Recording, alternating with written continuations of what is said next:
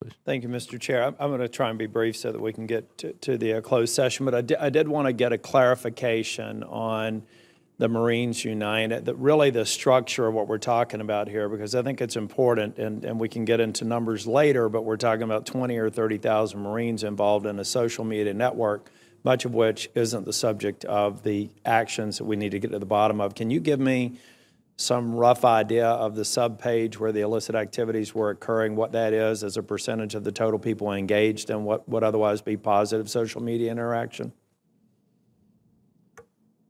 We don't know how many. We know that we believe there are about 30,000 total members of the page. How many active, how many former, how many reserve, how many other services. But in that page, but in the link to take you to this separate drive, I have been told that the numbers were about 500. Okay, that's the important point, because I think a lot of people think that there are some 30,000 Marines engaged in this activity. It is, the number is whatever it is, but it's a subset, and what we think is a minor subset of the total page. I think that's very important.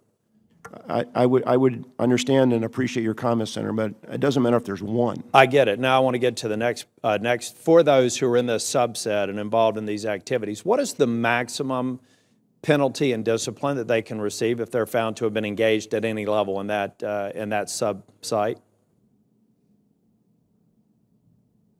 Can they be court-martialed? Can they be imprisoned? Can they be fined? In other words, what discipline are these folks subject to right now based on the current rules?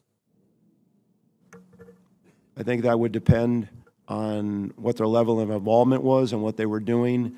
And let's say for the worst of the worst, whatever that may be, just hypothetical. For the worst of the worst, what potential penalty could they receive from this?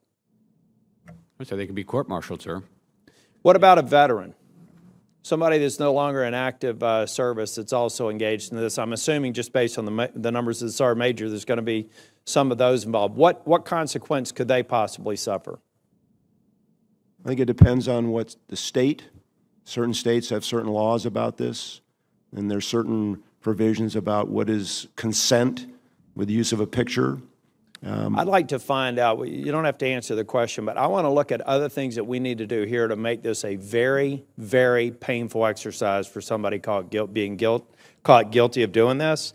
As a member of the Veterans Committee, if there's something we could do to disallow their benefits for bad behavior after their discharge, those are the sorts of things that we have to do. A part of what you need to do is change the culture, and I believe that you will, General Neller.